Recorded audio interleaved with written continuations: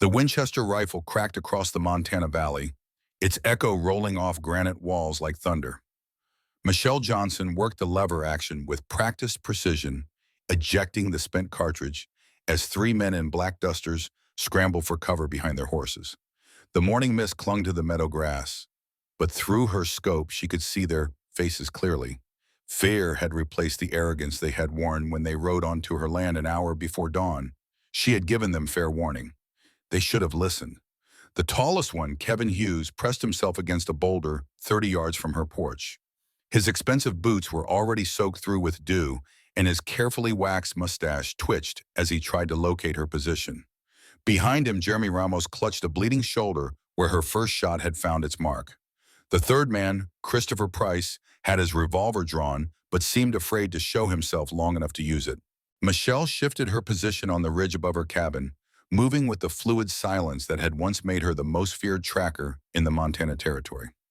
The men below had no idea they were being hunted by someone who had spent 15 years learning to read sign that would be invisible to most eyes. They thought they were dealing with a grieving widow trying to protect her dead husband's homestead. They were about to learn how wrong they could be. Before we see how this ends, tell us where you are watching from and hype this video in the comments.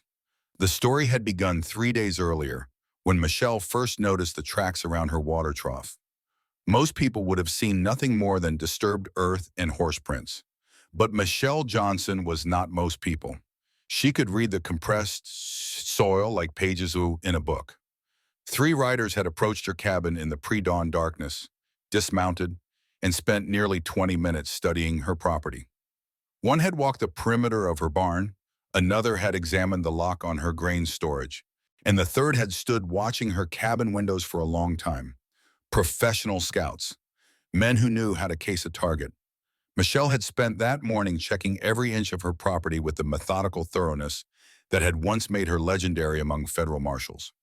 Her late husband, Douglas, had built their homestead in a defensible position, with clear sight lines in all directions and the ridge at her back. He had known what she was, what she had been, and he had chosen their land accordingly. The water trough sat 50 yards from her front door, positioned where anyone approaching would have to cross open ground. The barn stood at an angle that created a natural funnel for riders coming up the main trail. Even the placement of the corral gave her multiple firing positions with overlapping fields of view. Douglas had been a careful man. He had loved a dangerous woman, and he had prepared for the day when her past might come calling. That evening, as Michelle cleaned her rifle by lamplight, she allowed herself to remember. Before she became the quiet widow who raised horses in the shadow of the Rockies, she had been something else entirely. Marshal Michelle Torres, they had called her then, the woman who could track a ghost across solid rock and put a bullet through a silver dollar at 200 yards. She had worn a badge for 12 years, hunting the worst men the frontier could produce. Bank robbers, claim jumpers, murderers who thought the vastness of the territory could hide them. She had brought them all to justice, one way or another. Some had come back alive. Most had not. The badge was still there, wrapped in oiled cloth at the bottom of her cedar chest, along with the commendation letters and the newspaper clippings that called her the finest tracker to ever work the Montana Territory. She had put that life away when she married Douglas, hanging up her guns for a wedding dress and trading the marshal's trail for the peaceful rhythm of ranch life. For 5 years, it had been enough. Douglas had given her something she had never thought possible, a life without violence, without the constant weight of other people's sins pressing down on her shoulders. They had built something beautiful together in their hidden valley, far from the towns where men still whispered her name in saloons. Then Douglas had died, thrown from a spooked horse during a winter storm, and Michelle had buried her heart along with her husband. But she had kept the ranch, kept the horse, kept the quiet life they had built together. She owed him that much. Now someone was threatening to take it away. The second morning brought fresh tracks, closer this time. The same 3 horses, but now they had approached within 100 yards of her cabin before turning back. One rider had dismounted and spent time examining her fence posts, testing their strength. Another had counted her horses and noted which ones were trained for riding. They were planning something specific. Michelle spent that day in preparation, moving with the efficient calm that had once unnerved outlaws across 3 territories. She cleaned and loaded every weapon in the house, checking the mechanisms and sighting systems with the reverence of someone who understood that her life might depend on their reliability. The Winchester lever action that had been Douglas's pride, the Colt revolver she had carried as a marshal, the Derringer that still rode in a hidden pocket of her work dress. She also prepared the cabin itself, moving furniture to create firing positions and clearing sight lines through the windows. The heavy oak table Douglas had built could stop most rifle rounds, and positioned correctly, it gave her a clear view of the main approach trail. The bedroom window overlooked the barn, and the kitchen faced the ridge trail that was the only other way onto her property. As the sun set behind the mountains, Michelle Johnson sat on her front porch and waited. She wore her simplest dress, her graying hair pinned back in the style of a frontier wife. To any observer, she would appear to be exactly what she seemed. A woman alone, vulnerable, an easy target for men who took what they wanted. The illusion was perfect.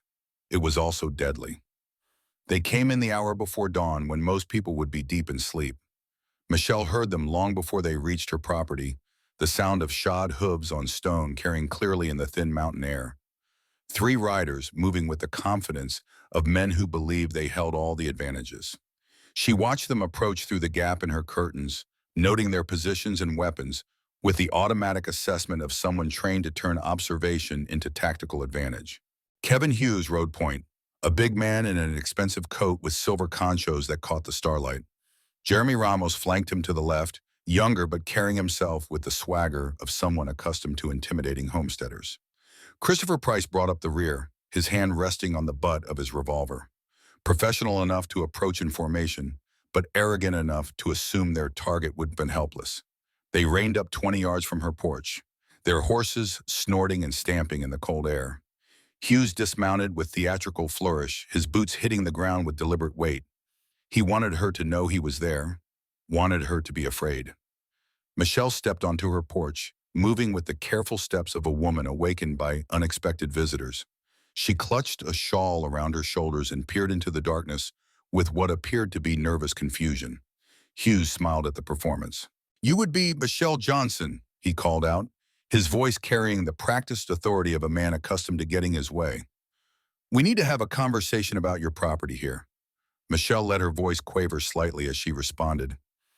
"It is rather early for visiting, mister. Perhaps you could come back at a more civilized hour." The 3 men laughed, a sound that held no humor. Ramos urged his horse forward a few steps, close enough that Michelle could see the cruel amusement in his eyes. "This is not a social call, lady. We represent certain business interests that have taken notice of your land." Hughes reached into his coat and withdrew a folded document, holding it up so she could see the official seals. "Your late husband had some debts, Mrs. Johnson. Debts that transfer to his estate. We are here to collect." Michelle knew the papers were forgeries before Hughes finished speaking. Douglas had been meticulous about their finances, and she had personally settled every legitimate claim after his death. But she also recognized the game being played. These men specialized in targeting isolated homesteaders, using fabricated legal documents to steal property from people who had no means to fight back. They had chosen the wrong widow. "I'm afraid there must be some mistake," Michelle said, maintaining her pose of confused vulnerability. "My husband left no debts. Perhaps if you return during business hours, we could sort this out properly." Price spat into the dirt beside his horse. "No mistake, lady. You got 3 days to gather what you can carry and clear out. After that, this land reverts to our clients." "And if I refuse," Michelle asked quietly. Hugh's hand drifted to his gun belt with practiced menace. "Then we will be forced to take more direct action." "You would not want that, Mrs. Johnson. A woman alone out here, anything could happen." The threat hung in the air like smoke from a distant fire. Michelle felt something cold and familiar settle in her chest, a feeling she had not experienced since hanging up her badge. These men had just made the fatal mistake of threatening her home, the life she had built with Douglas, the only peace she had ever known. She met Hughes' gaze directly, and for just a moment let him see past the widow's mask to the steel beneath. "I suggest you leave my property," she said, her voice losing its quaver. Now, the change in her tone was subtle but unmistakable. Hughes blinked, suddenly uncertain, as if he had glimpsed something dangerous moving in deep water. But Ramos was already laughing, the sound harsh in the morning stillness. Or what? He called out. You will throw your knitting needles at us. Michelle smiled then, an expression that held no warmth whatsoever. No, Mr. Ramos, I will give you exactly what you deserve. The use of his name stopped the laughter cold. Hughes straightened in his saddle, his hand moving closer to his weapon. How do you know his name? Because I know all your names, Michelle said calmly. Kevin Hughes, wanted for claim jumping in 3 counties. Jeremy Ramos, suspected of murdering a family near Billings last spring. Christopher Price, who burns out homesteaders for mining companies that want their land. The 3 men exchanged glances, their confidence beginning to crack. Price drew his revolver halfway before Hughes motioned for him to stop. The woman was supposed to be helpless, isolated, easy prey. She was not supposed to know their identities or their methods. You have been watching me for 3 days, Michelle continued, her voice steady as granite, testing my defenses, counting my livestock, planning how to take what does not belong to you, but you made one critical error. What error? Hughes demanded, his own hand now resting on his gun butt. You assumed I was defenseless.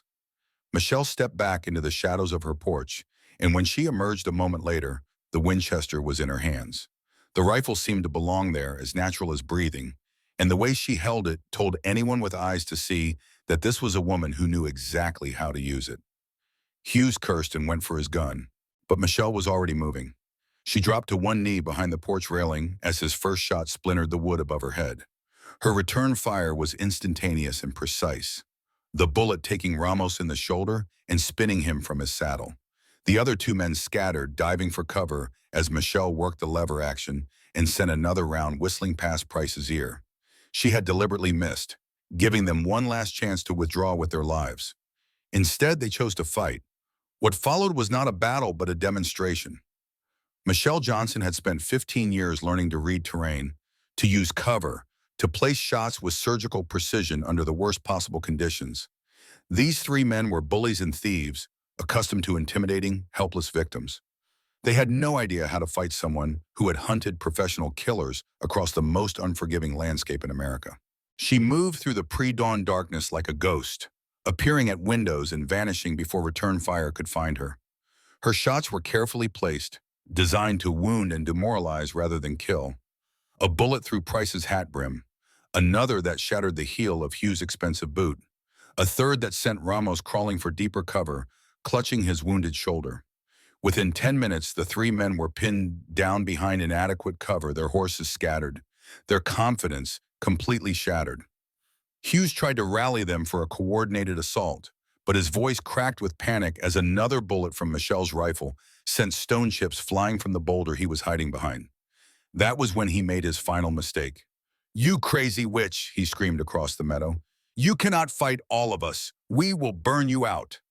The threat to her home, to the place she had built with Douglas, was the last straw. Michelle Johnson disappeared entirely, and in her place stood Marshal Michelle Torres, the woman who had never let a criminal escape justice.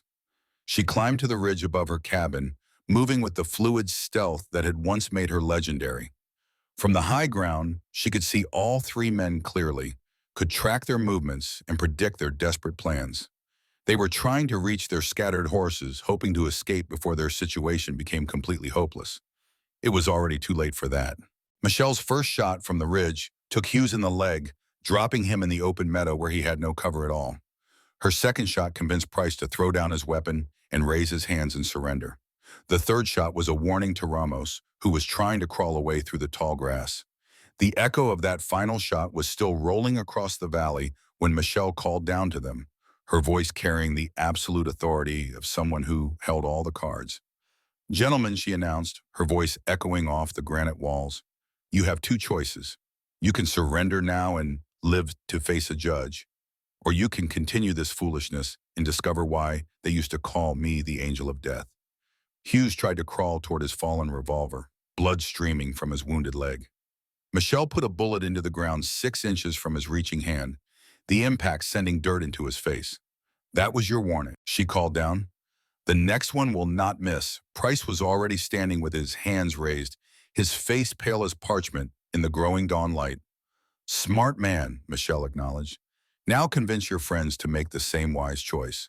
It took another 5 minutes and two more precisely placed warning shots, but eventually all three men were sitting in the meadow with their hands visible and their weapons thrown aside. Michelle kept them covered from the ridge while she considered her options. She could kill them. They were claim jumpers and murderers, the kind of men she had spent years hunting. The territory would be better off without them, and no jury would convict a widow defending her home. It would be justice, clean and simple. But Douglas would not have wanted that. He had loved her despite her violent past, had given her a chance to be something other than an instrument of vengeance. She owed it to his memory to choose mercy when possible. Stay exactly where you are. She called down to the three men. Move so much as an inch, and you will discover that my next shot will be considerably more permanent. Michelle made her way down from the ridge, moving carefully but keeping the Winchester trained on her prisoners.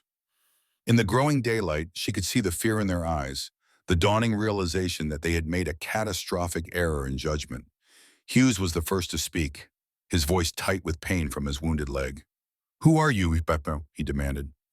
"You are not just some rancher's widow." Michelle smiled grimly as she approached, staying well outside their reach, but close enough for conversation. "My name is Michelle Johnson now," she said quietly. "But before I married Douglas, before I came to this valley seeking peace, I was Marshal Michelle Torres. Perhaps you have heard the name. The effect was immediate and devastating. Price went even paler, if such a thing were possible." Ramos stopped trying to stanch the bleeding from his shoulder and stared at her with something approaching awe. Hughes simply closed his eyes and cursed softly under his breath.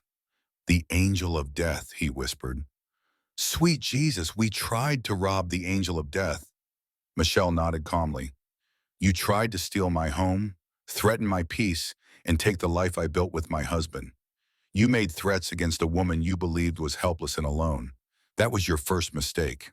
"What was our second?" Price asked, his voice barely audible. "You assumed I had forgotten how to fight." She kept them covered while she retrieved their scattered weapons, checking each revolver before tucking them into her belt. Professional-grade firearms, well-maintained and expensive. These men were not simple drifters or desperate homesteaders driven to crime by circumstance. They were career criminals. The kind who made their living preying on the weak and isolated. The kind she had spent years hunting. "Now comes the interesting question," Michelle said as she finished collecting their weapons. "What exactly am I going to do with you?" Hughes tried to sit up straighter despite his wounded leg. "You could turn us over to the law," he suggested hopefully. "There is a federal marshal in Helena, probably reach him in a few days." Michelle shook her head. "The nearest law is a week's ride from here, and I have no intention of leaving my property to escort prisoners. Besides, I am not entirely certain you would survive the journey." The implication was clear, and all three men understood it perfectly. They were at the mercy of a woman who had every right to kill them, and no one would ever question her actions. A widow defending her home against armed claim jumpers would be seen as entirely justified in using lethal force. "Please," Ramos said, his voice cracking. "We did not know who you were. If we had known, if you had known, you would have chosen a different target," Michelle finished. "But you would still be thieves and murderers. You would still be preying on people you believe could not fight back." She studied their faces in the growing daylight, reading the fear and desperation there. These were not men who had chosen crime out of necessity or desperation. They were predators, pure and simple. And they would continue to be predators as long as they drew breath. But they were also beaten, thoroughly and completely. Their confidence was shattered. Their reputation would be destroyed when word of this encounter spread. And they would spend the rest of their lives looking over their shoulders for the next person who might recognize their names. Sometimes that was justice enough. "Here is what is going to happen," Michelle announced, her voice carrying the absolute authority of someone accustomed to being obeyed. "You are going to walk away from here. You are going to leave Montana Territory and never return. You are going to find honest work, if such a thing is possible for men like you, and you are going to pray that our paths never cross again." Hughes blinked in surprise. "You are letting us go. I am giving you a chance to live." Michelle corrected, "Whether you take that chance is entirely up to you." She gestured toward the trail that led away from her property. "Your horses are scattered somewhere down the valley. I suggest you start walking. And gentlemen," she added, her voice dropping to a whisper that somehow carried more menace than any shout. If I ever hear your names again, if you ever threaten another homesteader or widow or family trying to build a life in peace, I will come for you. And when I do, I will not be nearly so generous. The three men struggled to their feet, Hughes leaning heavily on Price for support. They began limping toward the trail, moving slowly but steadily away from the cabin. Michelle watched them go, the Winchester still ready in her hands. After they had disappeared into the timber, she allowed herself a moment to simply stand and breathe. The sun was fully up now, painting the valley in shades of gold and amber. Her horses were moving restlessly in the corral, disturbed by the gunfire but unharmed. The cabin Douglas had built still stood solid and secure, their refuge still intact. She had protected what was hers. She had honored both her past and her present, using her skills to preserve the peace Douglas had given her. For the first time since his death, Michelle Johnson felt truly at home in her own skin. But she was no longer hiding. Word of the encounter spread quickly through the scattered settlements of the territory. The story grew with each telling, as such stories always did, but the essential facts remained constant. Three professional claim jumpers had tried to steal the Johnson homestead, and the widow had sent them running with their tails between their legs. More importantly, the name Michelle Torres began to circulate again in saloons and trading posts. The angel of death had returned, older perhaps, but apparently no less deadly.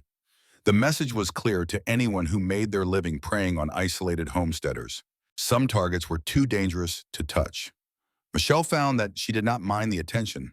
For 5 years, she had hidden her true nature, pretending to be nothing more than a grieving widow struggling to maintain her late husband's ranch. The deception had been necessary for her own peace of mind, but it had also been exhausting. Now she could simply be herself, Michelle Johnson, who raised the finest horses in the territory. Michelle Torres, who had once been the most feared marshal in Montana. Both women integrated and whole. The first test of her new reputation came 3 weeks later, when a family of homesteaders named the Myers arrived at her door. Christopher Myers was a thin, nervous man with calloused hands and worried eyes. His wife Karen clutched their 2 young children close, and all of them looked like they had been traveling hard and sleeping rough. "Mrs. Johnson," Christopher said, removing his hat as he approached her porch. "We heard you might be willing to help folks in trouble." Michelle set down the bridle she had been repairing and gave the family her full attention. "What kind of trouble, Mr. Myers?" Karen Myers stepped forward, her voice tight with controlled fear. "There is a man named Douglas Edwards who claims our homestead is on his land. He has given us 3 days to leave everything and go, or he will burn us out." Michelle felt the familiar, cold anger settle in her chest. Edwards was a name she recognized, a cattle baron who had been expanding his holdings through intimidation and forged documents for years. He was careful to stay just within the boundaries of the law, hiring men to do his dirty work while keeping his own hands clean. "How many men does he have?" Michelle asked. Christopher swallowed hard. "We counted at least 8 riders, maybe more. They carry themselves like gunfighters, not regular cowboys." Michelle nodded slowly. Professional muscle, hired to terrorize families into abandoning legitimate claims. It was an old pattern, and one she had seen too many times during her years as a marshal. "Where is your homestead?" she asked. "About 20 miles north of here, near Copper Creek," Karen replied. "We have been there 2 years, filed all the proper papers, built a cabin, and started a garden. It is not much, but it is ours." Michelle stood and walked to the edge of her porch, studying the mountains that rose beyond her valley. 20 miles was a hard day's ride, but manageable. More importantly, Copper Creek was still technically within the territory she had once patrolled as a federal marshal. She knew the terrain, knew the approaches, knew how to use the landscape to tactical advantage. "You can stay here tonight," she said finally. "Rest your horses and your family. Tomorrow, we will go have a conversation with Mr. Edwards." Christopher blinked in surprise. "We cannot ask you to fight our battles, Mrs. Johnson." "You are not asking," Michelle replied calmly. "I am offering, and it is not just your battle. Men like Edwards do not stop with one homestead. If he succeeds in driving you out, he will come for the next family and the next. Eventually, he will come for me. Better to stop him now while the odds were manageable and the terrain favored defense over offense." That evening, as the Myers family rested in her barn and their children played in her meadow, Michelle prepared for war. She cleaned and loaded every weapon she owned, packed ammunition and supplies for an extended campaign, and studied the hand-drawn map Christopher had sketched of his property. The homestead sat in a natural bowl surrounded by low hills, with Copper Creek providing water and the main trail offering the only easy approach. It was defensible ground if you knew how to use it properly. More importantly, it was the kind of terrain where a skilled marksman could control a much larger force. Michelle smiled grimly as she traced potential firing positions on the map. Douglas Edwards was about to learn the same lesson that Kevin Hughes and his partners had learned. Some people were not as helpless as they appeared. The next morning dawned clear and cold, with frost covering the meadow grass like scattered diamonds. Michelle saddled her best horse, a sturdy mare named Thunder that had been trained for both speed and silence. She wore her practical riding clothes, but underneath her coat was the gun belt she had not worn in 5 years, with the Colt revolver that had never failed her when justice needed to be served. The Myers family rode with her, but Michelle set a pace that kept them well behind her position. If shooting started, she wanted them far enough back to escape if necessary. This was her fight now, her choice to make. They reached the Copper Creek homestead in the early afternoon, approaching carefully through the timber that surrounded the natural bowl. Michelle could see immediately why Edwards wanted the land. The creek provided year-round water, the meadow was perfect for grazing cattle, and the surrounding hills contained signs of mineral deposits that might prove valuable. It was also clear why the Myers family had chosen this spot. The cabin Christopher had built was solid and well-positioned, with a clear view of the main trail and good defensive positions. The garden Karen had planted was thriving despite the harsh mountain climate, and their small herd of cattle looked healthy and well-fed. This was a working homestead built by people who understood the land and respected it. Edwards wanted to steal it simply because he could, because he had more men and guns and money than one struggling family. That was about to change. Michelle positioned the Myers family in a grove of aspen trees a quarter-mile from their cabin, with instructions to stay hidden no matter what happened. Then she rode down into the bowl alone, approaching the homestead with the calm confidence of someone who owned every acre she crossed. Edwards and his men were waiting for her. There were 9 of them, just as Christopher had estimated, positioned around the cabin in a loose semicircle that was meant to be intimidating. Edwards himself sat his horse directly in front of the cabin door. A big man in an expensive coat with silver conchos that caught the afternoon sunlight. His hired guns flanked him on both sides, their hands resting casually on their weapons. Professional setup, Michelle noted automatically. These men knew their business, knew how to position themselves for maximum psychological impact. They were accustomed to homesteaders who would be terrified by such a display of force. They were not accustomed to Michelle Torres. She rode straight toward Edwards, ignoring his gunmen entirely, her posture relaxed and confident. When she was 20 yards away, she reined in her mare and studied the cattle baron with the dispassionate assessment of someone evaluating a target. "Mr. Edwards," she said calmly, "I believe you have been threatening the Myers family." Edwards smiled, the expression holding no warmth whatsoever. "And you would be the famous angel of death, I suppose?" "Michelle Torres?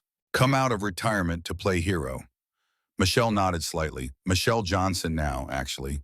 But yes, I am here to discuss your claim on this property." "There is nothing to discuss," Edwards replied, his voice carrying the practiced authority of a man accustomed to getting his way. "This land belongs to me, and I want these squatters removed. Today." Michelle glanced around at the hired gunmen, noting their positions and weapons with automatic precision. 8 professional killers, well armed and positioned for a crossfire that would cut down anyone who tried to resist. Against most homesteaders, it would be overwhelming force. Against Michelle Torres, it was barely adequate. "I'm afraid I cannot allow that," she said quietly. "The Myers family filed legitimate claims on this property.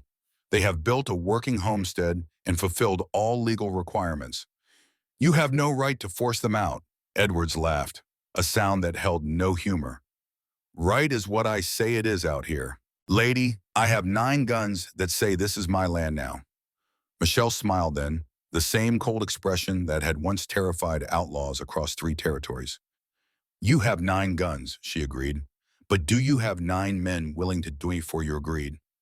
The question hung in the air like smoke from a distant fire. Edwards stopped laughing, suddenly uncertain, as if he had glimpsed something dangerous moving in deep water. Around him, his hired gunmen shifted nervously in their saddles. They had heard the stories, Michelle realized. They knew her reputation, knew what she was capable of when properly motivated. The question was whether Edwards was paying them enough to face the Angel of Death in open combat. She was about to find out. Michelle Johnson had faced down dozens of armed men during her years as a federal marshal, and she had learned to read the signs that separated professionals from posers. Edwards' gunmen were competent enough, but they were hired muscle, not true believers. They fought for money, not conviction, and that made all the difference when the shooting started. More importantly, they were positioned for intimidation, not tactical advantage. The semicircle formation looked impressive, but it meant they could not support each other effectively if the situation deteriorated into actual combat. A skilled opponent could use their own positioning against them, turning their numbers into a liability rather than an asset. Edwards seemed to sense the shift in momentum, the way his hired guns were beginning to question whether this confrontation was worth their lives. He tried to reassert control through bluster and threats. "You are outnumbered 9-1, he declared, his voice rising. "Even the famous Angel of Death cannot fight those odds." Michelle studied him with the calm assessment of someone who had faced much worse odds and survived. 9-1 assumes your men are willing to fight, she replied quietly. "Are you certain of their loyalty, Mr. Edwards?" She let her gaze drift across the hired gunmen, meeting each man's eyes in turn. Some of them looked away, unwilling to hold her stare. Others shifted uncomfortably in their saddles, hands moving away from their weapons rather than toward them. Fear was a weapon, and Michelle Torres knew how to use it. "Perhaps we should test that theory," she suggested, her hand drifting toward her gun belt with casual menace. "Would you like to see how many of your men are willing to die for your cattle empire?" The nearest gunman, a thin man with nervous eyes, suddenly reined his horse backward. "I did not sign up to fight no Angel of Death," he declared. "Edwards, you can keep your money." He spurred his horse toward the trail leading out of the valley, and within moments, 2 more men followed him. The carefully arranged semicircle began to collapse as Edwards' hired guns decided that no amount of money was worth facing the most legendary gunfighter in Montana territory. Edwards' face went red with rage and humiliation. "Get back here," he roared at the fleeing men. "I am paying you to fight." But fear was contagious, and the remaining gunmen were beginning to realize that they had been hired to intimidate helpless homesteaders, not to face a professional killer in open combat. Another man turned his horse and rode away, then another. Within 5 minutes, only 3 men remained with Edwards, and they looked ready to bolt at the first sign of actual violence. Michelle watched the exodus with calm satisfaction. This was how most confrontations ended when bullies faced real opposition. The hired muscle disappeared, the bluster collapsed, and the would-be tyrant was left to face the consequences of his actions. "Now then," she said pleasantly, as if discussing the weather, "shall we continue this conversation? Or would you prefer to follow your men back to whatever hole you crawled out of?" Edwards was trapped, and he knew it. If he backed down now, word would spread that the Angel of Death had faced him down without firing a shot. His reputation would be destroyed, his ability to intimidate other homesteaders would be finished, and his cattle empire would begin to crumble. But if he chose to fight, he was facing a woman who had killed more professional gunfighters than most people had met in their entire lives. He chose poorly. Edwards went for his gun with the desperate speed of a man who knew he was probably going to die but could not see any alternative. He was fast, faster than Michelle had expected, his hand moving toward his holster with practiced precision. He was not fast enough. Michelle's Colt cleared leather before Edwards had his weapon half drawn, the barrel centering on his chest with the fluid grace of long practice. She could have killed him easily, could have put a bullet through his heart before he completed his draw. Instead, she put her shot through his gun hand, the bullet shattering bone and sending his revolver spinning away into the grass. Edwards screamed and clutched his ruined hand to his chest, blood streaming between his fingers. The 3 remaining gunmen froze, their own weapons half drawn, staring at Michelle with something approaching awe. The shot had been impossibly fast, impossibly precise. the kind of marksmanship that separated legends from ordinary mortals. Anyone else feel like testing their luck? Michelle asked conversationally, her Colt still trained on Edwards. The three men carefully raised their hands, their weapons forgotten. No, ma'am, one of them said quickly. We are done here. Smart choice, Michelle acknowledged. Now collect your boss and get off this property. And gentlemen, she added, her voice dropping to a whisper that somehow carried more menace than any shout. If I ever see any of you on homestead land again, if you ever threaten another family trying to build a peaceful life, I will not be nearly so generous with my ammunition. They loaded the wounded Edwards onto his horse and rode away without another word, leaving Michelle alone in the natural bowl that surrounded the Myers homestead. She holstered her revolver and took a moment to simply stand and breathe, feeling the familiar satisfaction that came from a job well done. Justice had been served. The bullies had been faced down, the innocent had been protected, and the message had been sent to anyone else who might consider preying on isolated homesteaders. The angel of death was back in business. Michelle rode back to collect the Myers family, finding them huddled in the aspen grove where she had left them. Christopher and Karen were pale with worry, their children clinging to their parents as the sound of gunfire echoed across the valley. Is it over? Karen asked, her voice barely above a whisper. It is over, Michelle confirmed. Edwards and his men have decided to pursue other opportunities. You will not be troubled by them again. Christopher stared at her in amazement. You faced down 9 armed men by yourself. Michelle smiled slightly. I faced down 1 coward and 8 hired guns who were not being paid enough to die for his greed. Fear is a weapon, Mr. Myers, and bullies are always afraid when someone finally stands up to them. She helped the family load their belongings back into their wagon and escorted them back to their cabin. As the sun set behind the mountains, painting the valley in shades of gold and crimson, Michelle watched the Myers children play in their garden while their parents began the work of rebuilding their interrupted lives. This was what she had been fighting for all those years as a federal marshal. Not the glory or the reputation or the fear in men's eyes when they heard her name. She had been fighting for moments like this, for families who could live in peace, for children who could play in their own gardens without fear of violence. Douglas had understood that. He had seen past the legend to the woman beneath, had loved her not despite her violent past, but because of what that past had been in service of. He had given her 5 years of peace, 5 years to discover who she could be when she was not hunting killers across the frontier. Now she knew. She could be both women, the peaceful widow and the legendary marshal. She could raise horses and protect homesteaders, could tend her garden and hunt down claim jumpers when necessary. She no longer had to choose between her past and her present. She could simply be Michelle Buss. The ride back to her own homestead took most of the night, but Michelle did not mind. Thunder was sure-footed in the darkness, and the mountain air was crisp and clean. Above her, the stars wheeled in their ancient patterns, indifferent to human concerns but somehow comforting in their permanence. As she crested the ridge above her valley, Michelle could see her cabin in the moonlight, solid and welcoming in the meadow where Douglas had built it. The horses in the corral nickered softly as she approached, recognizing her scent on the night wind. Home. Not just a place, but a feeling, a sense of belonging that she had never experienced before meeting Douglas. He had given her that gift, and she would spend the rest of her life protecting it. But she would no longer pretend to be helpless while doing so. The next few weeks brought a steady stream of visitors to the Johnson homestead. Word had spread quickly through the scattered settlements of the territory that the angel of death was back in business. And people who had been suffering in silence under the thumb of various bullies and claim jumpers began to seek her help. Most of the problems could be solved with a simple conversation. Michelle would ride out to meet with the troublemakers, introduce herself politely, and suggest that they might want to find a different line of work. The mere mention of her name was usually enough to send them packing. Occasionally, more direct action was required.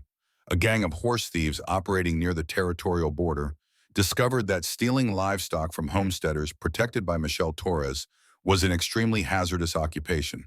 3 of them ended up in shallow graves, and the rest decided that California offered better opportunities for their particular skills. A corrupt land agent who had been selling the same claims to multiple buyers found himself facing the business end of Michelle's Winchester, along with a detailed explanation of how federal marshals dealt with fraudulent officials. He resigned his position and left the territory the same day. A group of claim jumpers who specialized in targeting widow homesteaders made the mistake of threatening a woman named Ruth Wood, whose late husband had been a friend of Douglas Johnson. Michelle tracked them across 50 miles of mountain terrain and delivered them to the territorial marshal in Helena, along with evidence of their crimes dating back 3 years. With each success, Michelle's reputation grew, and with it the safety of every honest homesteader in the territory. The message was clear. The frontier was no longer a lawless place where might made right. Justice had returned to Montana territory, and her name was Michelle Torres. But the most important change was in Michelle herself. For the first time since Douglas' death, she felt truly alive, truly herself. She was no longer hiding from her past or pretending to be someone she was not. She was Michelle Johnson, who raised the finest horses in the territory, and Michelle Torres, who protected the innocent from those who would prey upon them. She was both women, integrated and whole, and she was finally at peace with who she had always been. The morning sun painted the valley in shades of gold and amber as Michelle Johnson stood on her porch, watching her horses move through the meadowgrass. Thunder grazed near the creek, her coat gleaming in the early light, while the younger horses played and ran with the boundless energy of youth. It had been 3 months since the confrontation with Edwards and his hired guns, and the territory had settled into a new rhythm of peace and prosperity. Homesteaders who had been living in fear were now building additions to their cabins, planting larger gardens, investing in their futures with the confidence that came from knowing someone was watching over them. Michelle had become something more than a legend now. She was a guardian, a protector, a symbol of hope for anyone trying to build an honest life in the wilderness. The badge she had once worn as a federal marshal might be locked away in her cedar chest, but the oath she had taken to protect and serve lived on in everything she did. A rider appeared on the trail leading up from the main valley, moving at an easy pace that suggested a social visit rather than an emergency. Michelle recognized the horse before she could make out the rider. A sturdy bay gelding that belonged to Maria Jones, the schoolteacher from the settlement at Copper Creek. Maria was a young woman with intelligent eyes and a quick smile, one of the few people in the territory who was not intimidated by Michelle's reputation. She had arrived from back east the previous spring, determined to bring education to the children of homesteaders and ranchers, and she had quickly become a beloved figure in the scattered communities. She was also one of the few people who called Michelle by her first name rather than her title. "Good morning, Michelle," Maria called out as she approached the cabin. "I hope I am not disturbing you too early." "Not at all," Michelle replied, setting down the bridle she had been repairing. "Coffee is still hot, if you are interested." Maria dismounted and tied her horse to the porch rail, accepting the offered cup with grateful hands. The morning was crisp enough to make the warmth welcome, and steam rose from the coffee like incense in the clean mountain air. "I bring news from town," Maria said, settling into the chair beside Michelle on the porch. "Some of it good, some of it concerning." Michelle raised an eyebrow. "The good news first, I hope. The territorial governor is sending a new federal marshal to Helena," Maria reported. "Someone with experience dealing with organized crime and land disputes. Word is he specifically requested assignment to Montana territory after hearing about the recent improvements in law and order." Michelle nodded approvingly. Professional law enforcement would be a welcome addition to the territory, especially if it meant fewer situations that required her personal intervention. "And the concerning news." Maria's expression grew serious. "There have been reports of a new gang operating out of the Badlands, led by a man named Jeremy Ramos. They have been hitting isolated homesteads along the territorial border, stealing livestock and burning out families who resist." The name hit Michelle like a physical blow. Jeremy Ramos, one of the 3 men she had faced down and sent packing from her own property months earlier. He had not learned his lesson, had not taken her warning to heart. Instead, he had simply moved his operations to a different area, continuing to prey on innocent families. She had given him a chance to live, a chance to find honest work and build a decent life. He had thrown that chance away and returned to the only trade he knew. This time there would be no warnings. "How many men does he have?" Michelle asked, her voice taking on the cold, professional tone that Maria had learned to recognize. "Reports vary, but at least a dozen, maybe more. They are well armed and organized. Nothing like the usual drifters and desperate men who turn to banditry. These are professionals, Michelle. Killers. Michelle stood and walked to the edge of her porch, studying the mountains that rose beyond her valley. The Badlands were rough country, a maze of canyons and mesas that provided perfect hiding places for men who lived outside the law. It would be dangerous territory for a lone rider, even one with her skills and experience. But it was also the kind of terrain where a skilled tracker could turn the hunters into the hunted. "When did the attacks begin?" she asked. "About 2 weeks ago," Maria replied. "3 homesteads hit so far, all of them isolated properties with no near neighbors. The families barely escaped with their lives." Michelle nodded grimly. Ramos was being careful, choosing targets that would not immediately attract attention, building his strength and resources before moving on to bigger prizes. It was the pattern of a professional outlaw, someone who understood that successful banditry required patience and planning. Unfortunately for Ramos, he was dealing with someone who understood those same principles even better than he did. "I need you to do something for me," Michelle said, turning back to Maria. "Send word to all the settlements, all the isolated homesteads you can reach. Tell them to be extra vigilant, to keep their livestock close and their weapons loaded. And tell them that help is coming." Maria set down her coffee cup, her eyes wide with concern. "You are going after them alone." Michelle smiled grimly. "I have been hunting men like Ramos since before you were born, Maria. One more gang of thieves and killers will not be a problem."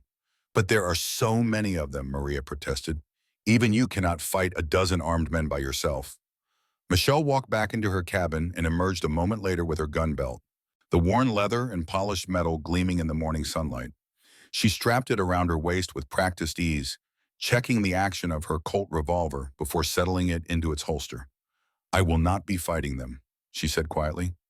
"I will be hunting them. There is a difference." Michelle spent the rest of the morning preparing for what might be an extended campaign. She packed supplies for a week in the wilderness, cleaned and loaded every weapon she owned, and studied the hand-drawn maps of the Badlands that she kept in her desk drawer. The terrain was treacherous, but she had tracked fugitives through worse country during her years as a federal marshal. More importantly, she knew Jeremy Ramos now, knew his methods and his weaknesses.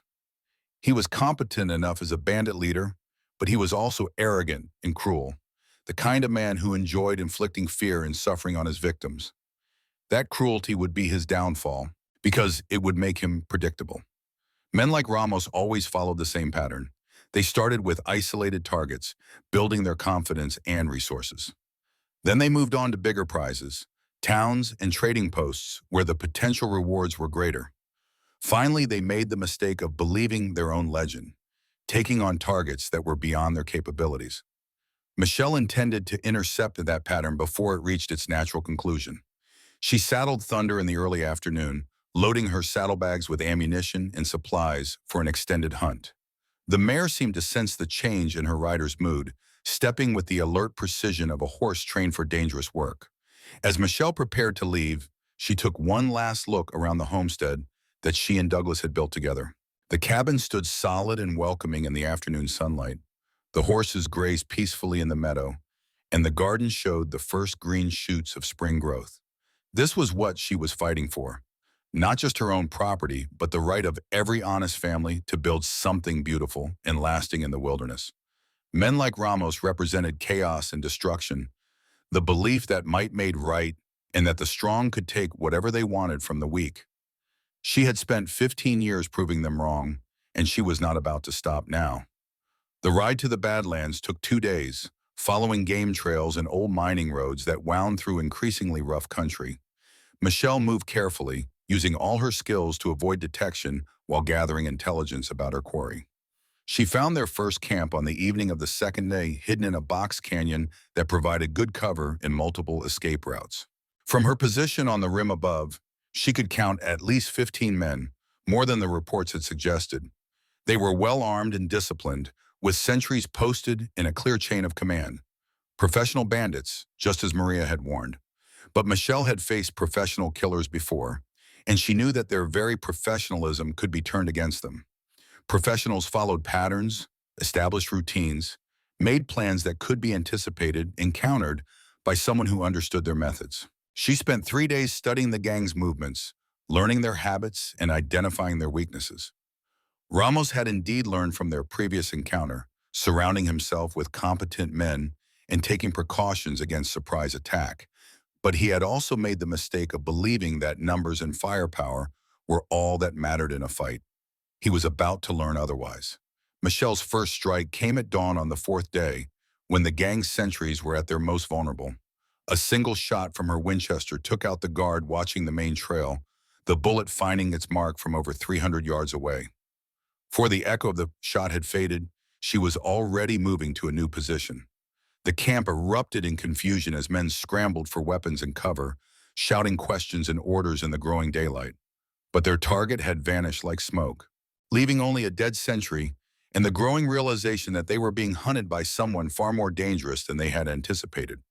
Over the next 2 days, Michelle waged a campaign of terror against the bandit gang, using every skill she had learned during 15 years of hunting the worst men the frontier could produce.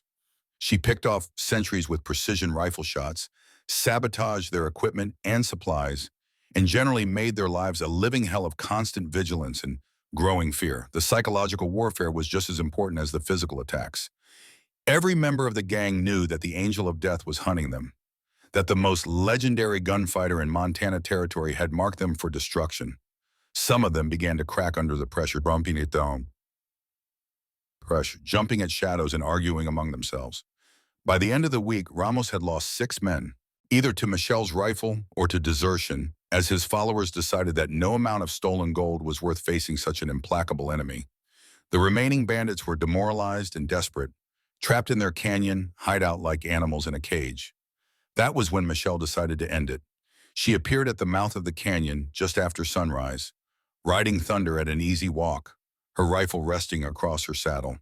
To the terrified bandits, she must have looked like death itself, calm and inevitable, and absolutely certain of victory. "Jeremy Ramos," she called out, her voice echoing off the canyon walls. "It is time we finished our conversation."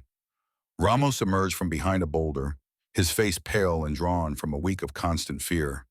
The swagger and confidence he had displayed months earlier were gone, replaced by the desperate look of a cornered animal. Behind him, his remaining men clustered in whatever cover they could find, their weapons trained on Michelle but their hands shaking with exhaustion and terror. "You," Ramos whispered, his voice cracking. "I should have known." Michelle nodded calmly. "I gave you fair warning when we last met. I told you to find honest work and pray our paths never crossed again. You chose not to listen." She urged Thunder forward a few steps, close enough for conversation but still outside effective pistol range. The morning sun was at her back, making her a difficult target while illuminating her enemies clearly. "You have been busy, Mr. Ramos," she continued conversationally. "3 homesteads burned, families terrorized, livestock stolen. Did you really think I would allow such behavior to continue in my territory?" "Your territory," Ramos spat, trying to summon some of his old bravado. "You are just one woman. You cannot police the entire frontier." Michelle smiled coldly. "Watch me." The silence stretched between them, broken only by the nervous shifting of horses and the distant cry of a hawk circling overhead. Michelle could see the calculation in Ramos' eyes, the desperate weighing of options that all led to the same conclusion. He was going to fight because he could not see any alternative. His reputation was already destroyed, his gang was falling apart, and surrender would mean a rope or a bullet. Better to go down fighting than to face the humiliation of capture. Michelle had seen that look before, in the eyes of dozens of outlaws who had reached the end of their trail. It was the look of a man who had run out of choices and decided to take as many people with him as possible. She was ready for it. Ramos went for his gun with the desperate speed of a man who knew he was probably going to die. Around him, his remaining followers opened fire, filling the canyon with the thunder of gunshots and the whine of ricocheting bullets. But Michelle was no longer where their shots were aimed. She had thrown herself from Thunder's back at the first sign of movement, rolling behind a fallen log as bullets whined overhead. Her Winchester came up with practiced precision, and her first shot took Ramos in the chest before he could clear leather. What followed was not a battle but an execution. Michelle had chosen her position carefully, with clear sight lines and solid cover, while the bandits were trapped in the open with nowhere to run. Her shots were methodical and precise, each bullet finding its mark with the deadly accuracy that had made her legendary. Within 5 minutes, it was over. Jeremy Ramos lay dead in the dust where he had fallen, and the few survivors of his gang were throwing down their weapons and begging for mercy. Michelle emerged from cover with her rifle still ready, studying the defeated bandits with the dispassionate assessment of someone who had seen this scene played out many times before. They were beaten, thoroughly and completely, their leader dead and their confidence shattered. Some of them she recognized as career criminals who would never change their ways. Those she would turn over to the territorial marshal for trial and hanging. Others were younger men who might still have a chance at redemption if they were willing to take it. The choice was theirs to make. As the sun climbed higher over the Badlands, Michelle Johnson began the work of cleaning up the mess that Jeremy Ramos had made of other people's lives. It was not glamorous work, but it was necessary, and she had long ago made peace with the violence that such work required. She was the angel of death, the guardian of the innocent, the woman who stood between chaos and civilization in the vast wilderness of Montana Territory. She was also Michelle Johnson, who raised horses and tended her garden and honored the memory of the man who had given her a chance at peace. She was both women, and she was exactly where she belonged. The ride home took 3 days, leading a string of captured horses and driving a small herd of stolen cattle back to their rightful owners. Michelle made stops at each of the homesteads that had been attacked, returning property and delivering news of their attacker's fate. The gratitude in the family's eyes was payment enough for her efforts. These were good people, honest people, trying to build something lasting in a harsh and unforgiving land. They deserved to live without fear, to raise their children in peace, to believe that justice still meant something on the frontier. As long as Michelle Torres drew breath, they would have that protection. When she finally crested the ridge above her own valley, Michelle felt the familiar sense of homecoming that never failed to lift her spirits. The cabin Douglas had built still stood solid and welcoming in the meadow. The horses grazed peacefully in the afternoon sunlight, and smoke rose from the chimney where she had banked the fire before leaving. Home. Not just a place, but a feeling. A sense of belonging that had taken her 40 years to find and 5 years to fully understand. Douglas had given her that gift, and she would spend the rest of her life protecting it and sharing it with others who needed sanctuary. But she would never again pretend to be helpless while doing so. The angel of death had returned to Montana Territory, and the frontier was a safer place because of it.